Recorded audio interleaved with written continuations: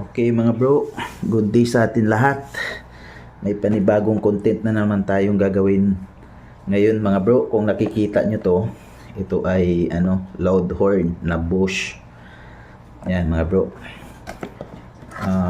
Ito ay ikakabit natin to sa L300 na Mitsubishi na van no. Kasi yung may-ari nakadalawang bili na ng ganito. Yung unang bili niyang ganito, kinabit nung driver niya. Tapos hindi niya nilagyan ng relay.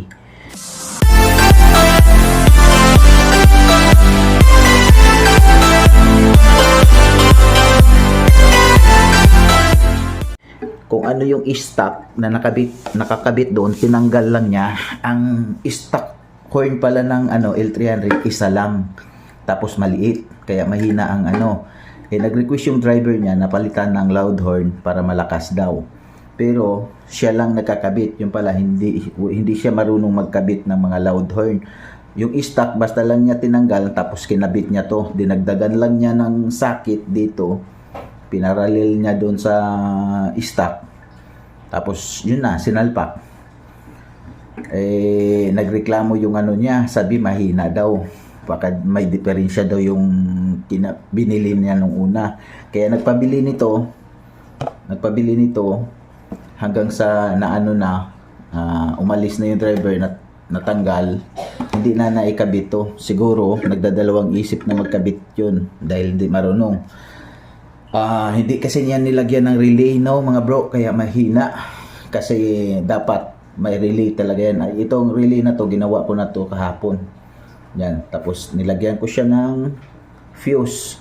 Siya nga pala mga bro, bago tayo magsimula, bago natin umpisahan kung bago ka pa lang napapadpad sa aking munting channel, huwag niyong kalimutan mag-subscribe, like, and then comment, and then most especially mga bro, pakihit na lang yung notification bell para palagi kayong updated kapag may mga bago akong video na i-upload. So ngayon mga bro, ito yung relay na 5 pin relay siya, pero yung dalawang pin puro 87. May 5 pin kasi mga bro na 87 at saka 87A. Ibig sabihin nun, yung isa normally open, yung isa normally close. Kaya pagka yung normally close, kahit hindi pa siya na-energize, hindi pa siya na-trigger, mayroon na siyang supply, yung 87A. Kaya pag on mo pala kahit hindi mo pa i-on yung susi, mayroon na siyang supply mga bro, yung normally close. So hindi tayo doon. Doon tayo sa normally open or in O, mga bro. Kasi pagka on natin ng ignition, tapos pag pinipisil natin yung ng busina, saka siya magkakaroon ng supply. Ito kasi mga bro, ito yung dalawang 87, yan, tinipan ko na, ginawan ko ng palatandaan kasi ginawa ko na ito kahapon. Yan, finix ko na kasi to mga bro, kaya hindi natin buksan na. Basta ang nito, ito yung 30, yan yung 30, ito yung 85, ito yung 86, ito yung dalawang 87. Mayroon ding mayroon ding ibang 5 pin relay na 87 yung taas, itong sa baba 87A. Pero ito puro 87 to mga bro. Naka-design talaga yan kasi parehas yan dito. Yung isang ito, positive kasi ito mga bro. Positive, pagka na-trigger na to, kasi ang Mitsubishi pala mga bro na L300 van, negative trigger siya. Mamaya ipapakita ko sa inyo kung bakit negative trigger siya, ipapaliwanag ko rin. Negative trigger to, yung L300. So ito yung gawin nating negative, itong 85 or 86, kahit naman kahit makabaliktad yan, walang problema diyan mga bro.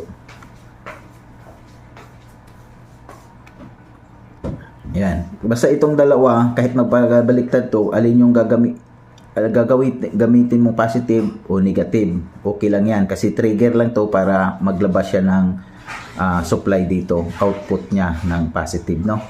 So ito Ito yung 30, ito yung direkta doon sa battery. Yan. Ito. Itong 30, dinugsungan ko ng ano para dito sa fuse. Yan. Tapos yung isang paang fuse, ito na yung kakabit. Dugsungan natin ng wire to papunta doon sa battery. Sa battery, no? Tapos itong isa, kung ito yung gagawin natin 86 to, ito na lang ang gagawin natin ng positive din. Pero doon natin iko-connect to doon sa accessories wire. Doon sa ano, accessories wire ha. Yung sa may ignition switch.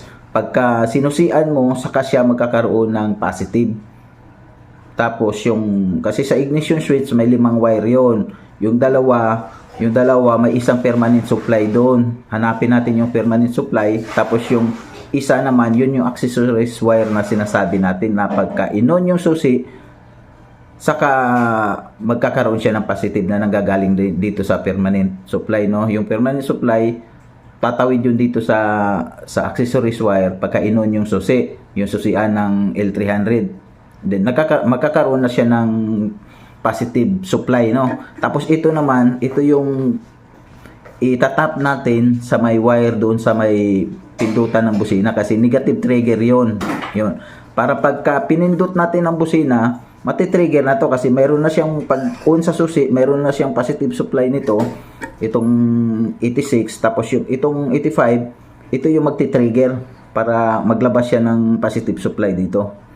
Pagka dinidepress natin yung ano ng busina, mayroon na tong positive, no? Kaya yung isa na 87 ilagay natin dito.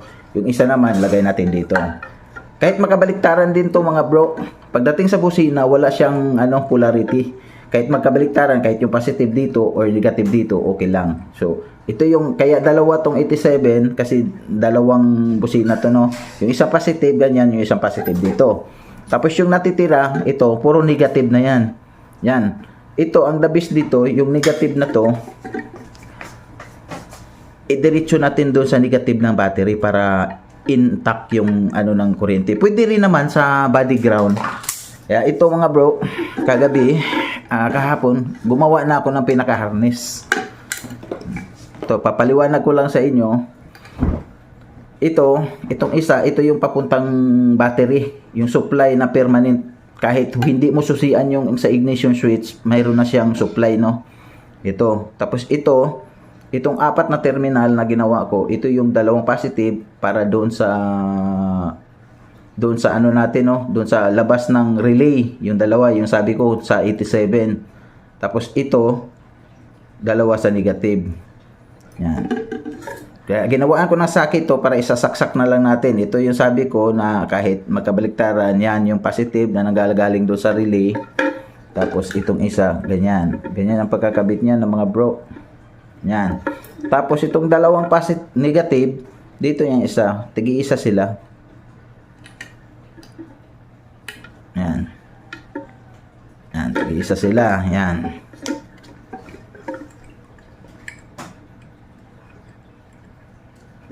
Yan. So, yung dulo ng negative na to, ito yon. Yan. Yan, pinagdugsong ko silang dalawa, tapos either ilagay natin sa body ground, pero ang mas maganda, kung maaari, idirekta natin doon sa negative ng battery. Dugsugan natin ng wire, idirekta natin doon sa positive ng, negative ng battery, no? Tapos yung dalawa naman ng positive, sa busina ito, yung ano, yung dalawang dulo nandito yung sa taas. So, medyo mahaba kasi ito, gawa ng idiretso natin doon sa ilalim ng ano ng dashboard, no? So ito yung dalawa. Yan. Ito yung dalawang positive. Yan. Ito na yung sabi ko, ilagay natin dito sa 87 na dalawa. Yan. Yan, tig-iisa sila, no, mga bro. Yan, tig-iisa, tapos yung isa dito.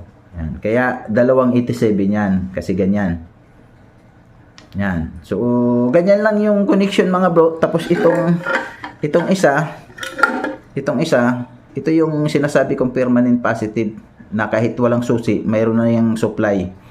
Tapos kaya ko nilagyan dito kasi yung sa stock ng L300, yung positive nung sa busina na yon, direkta talaga mismo yun doon sa battery. Kahit walang susi, may supply siya.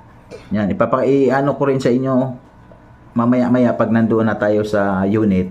Papakita ko sa inyo na talagang direkta yun. Kaya nilagyan ko na ng ganito, hindi na ako pupunta doon sa battery para maglatag pa ng wire. So, mayroon naman tayong supply na permanent doon. Isaksak na lang natin to doon sa pinaka-stock, no. Kaya mayroon na tayong positive na permanent positive na diretso rin yun sa battery. So mga bro, pupunta na tayo muna doon sa unit. Tapos saka ako paliwanag uli, no, kung bakit naging negative trigger yun. Yan. So kailangan natin na isang kasama para pag-test natin mayroong PPCL doon sa busina, no mga bro, para malaman natin kung negative trigger ba siya o positive trigger. Pero sinasabi ko na sa inyo, ang L300 ay negative trigger. Okay. A few moments later. Okay mga bro, ito na yung unit. Yan, bago pa lang yan. 1 year pa lang yan mahigit yung L300 na Mitsubishi van, no. So yan. So ito mga bro, papakita ko sa inyo na wala siyang hindi pa siya nakasusi. Yan. Yan. Ayan mga bro. Yan, hindi pa siya nakasusi. Yan yung susian. Yan. Tapos ito yung susi. Yan. So punta tayo doon sa battery. Yan, sa connection ng battery. Anuhan natin ng test light. Yan, yan yung susi, mga bro. Tapos iti-test light yun natin yung positive. Yung sinasabi ko sa inyo na nakarekta siya sa battery, no.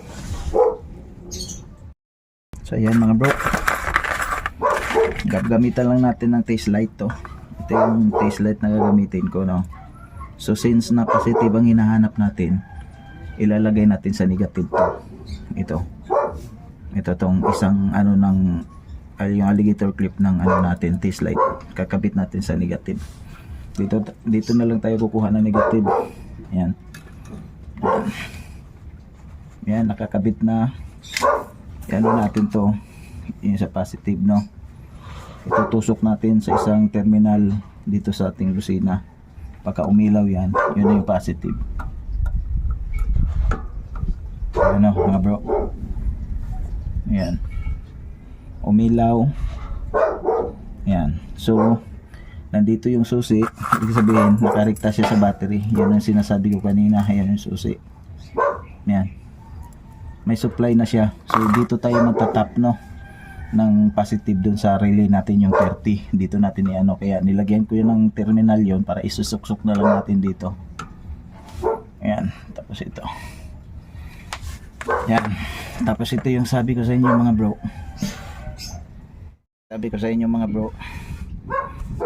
Yan. Kinunik lang niya na hindi niya ginagamitan ng relay. Yan. Basta lang ito yung positive. Taka siya ng direkta doon sa busina, yung negative trigger. Sinilip ko na yun sa taas, wala talaga siyang relay. So ngayon, babaklasin natin to. Papalitan yan, bago lang to. Ayan, kinabit. Hindi nga niya mahina ang busina. Yan, hindi ko lang masubukan to mga bro kasi maaga pa. Tulog pa yung mga tao rito, baka makadisturbo tayo, kaya hindi ko ng busina. Kaya gagawin na lang natin to. Babaklasin na natin to, papalit yung tapos ito ayusin natin ng wiring to. Yan, yung mga pinagparallel na tatanggalin natin para may na. Okay.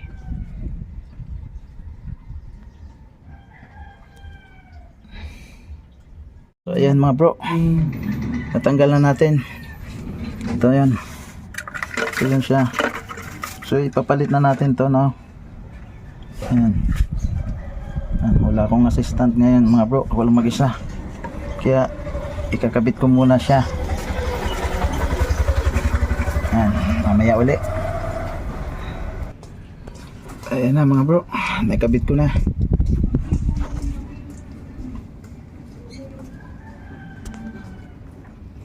Ayan, nakabit na natin. So ilatag na natin yung ginawa nating harness. mamaya uli. Okay mga bro, naikabit na natin ah. Yan. Yung positive, positive, negative, negative. Tapos ito yung positive na sa battery. Dito natin i-connect yan. Itong positive na battery, dito natin i-connect. Dito, yung sinabi ko kanina na direct po to sa battery kahit wala pang susi. Meron na siyang supply, no? Yan. Diyan natin siya isasaksak. Pero mamaya na natin yan. Tapos yung isang stock na negative, yung sa trigger nandun sa taas. Dudugsungan natin ng wire yun para ikabit natin dun sa relay. Trigger na relay. So sisilipin natin.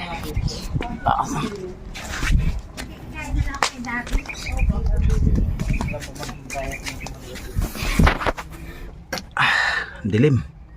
So ito na mga bro, pailawin ko lang.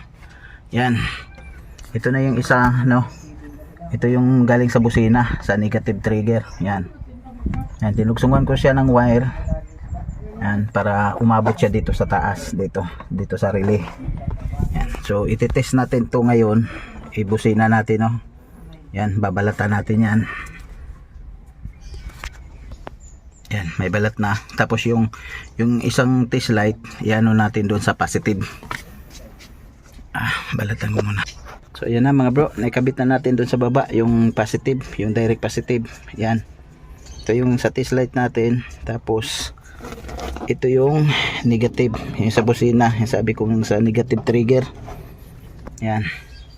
Yung dinugsungan natin ng wire kanina. Yan. Tapos kakabit natin dito, no, sa ating test light.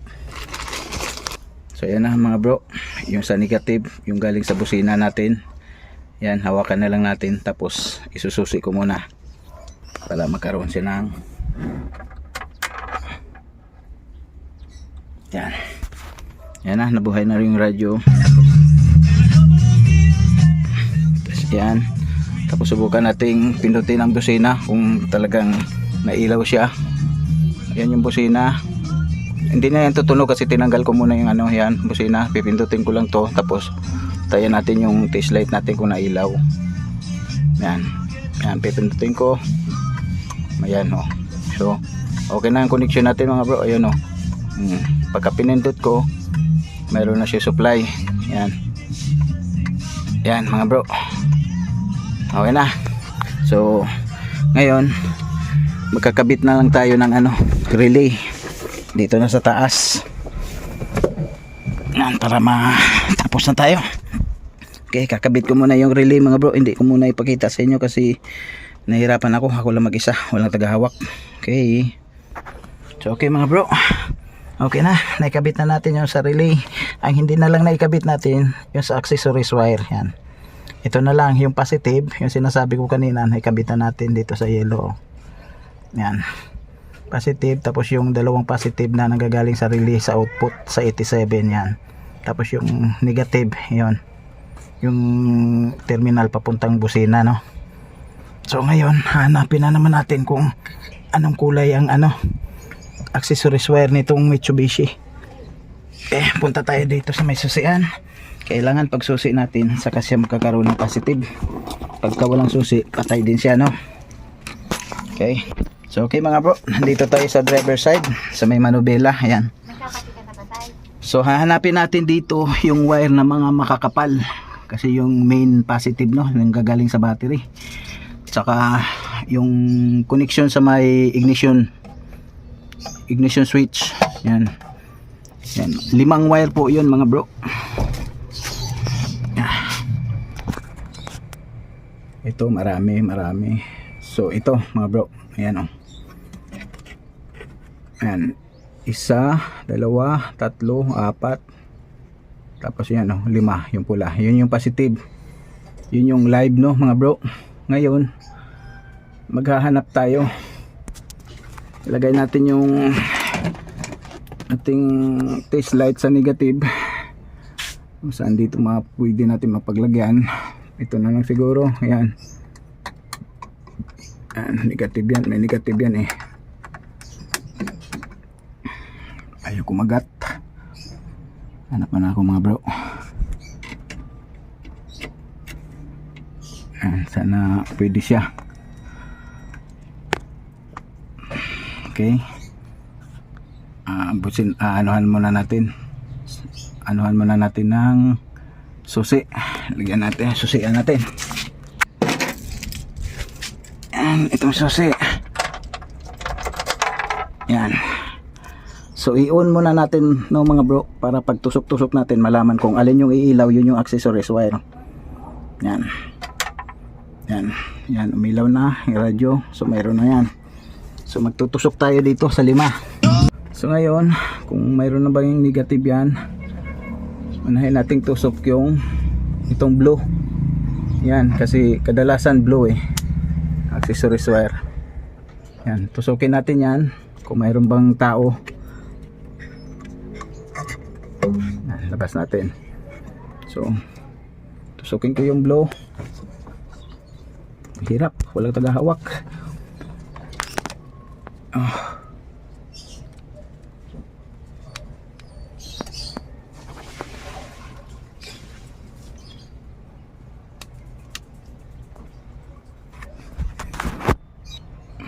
Okay mga bro, nilipat ko yung ground kasi parang walang ground yun may pintura kasi. Dito ko nilipat ulit. Tusukin natin tong kulay blue. Yan, yung kulay blue na yan, tusukin natin yan. Okay, yan, umilaw siya mga bro. Tapos patayin natin yung switch, yung susi. Patayin muna natin, walang tagahawak. Patayin ko muna tong susi. Yan na, nakabuhay pa yan. Patayin natin yung susi. Yan, wala na. Ayun, wala na mailaw. So napatay na yung susi. Tusukin natin uli yung blue. Kung hindi siya nailaw, yun na siya na yung accessories, no. Yan. Tusukin natin yung blue. Yan. Yan, wala mga bro. Wala talaga. Wala. So okay mga bro, tusukin uli natin yung mga naka-blue. Yan, yung blue, yung kulay blue. Naka-off si naka-off si natin.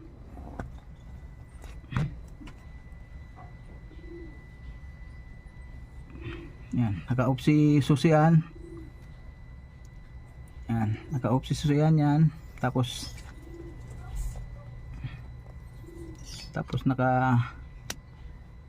nakatusok tayo sa kulay blue.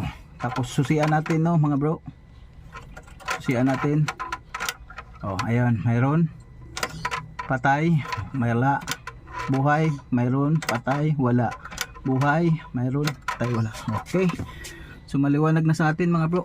Kulay blue yung accessories wire.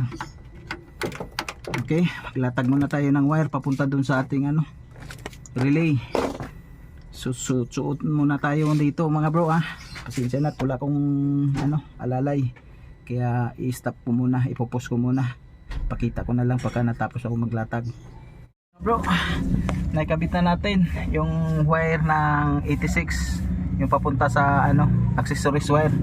So yung accessories wire na lang dito sa dulo ang ikakabit natin. Yun na lang, ako lang. So iipitin na lang natin kasi yan, ito yung wire na to, naikabit ko na doon sa 86 natin sa relay. Yan, sa accessories wire. Tapos kakabit na natin dito siya, dito sa kulay blue, no. Yan, sa kulay blue, yan yung accessories wire, yung kulay blue. So tatanggalin natin yan, isalpak na lang natin dito, iipit. Yan, dito mga bro. Yan, okay, mamaya uli. So okay mga bro, naikabit na natin sa accessories wire, no. Ito. So try na muna natin. Busina.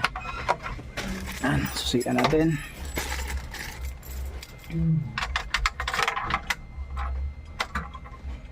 Yan. Yan, ayos na mga bro. Yan, ulit. Okay na. Okay. Okay mga bro, ayos na. So hanggang dito na lang tayo sa uulitin. Bye bye.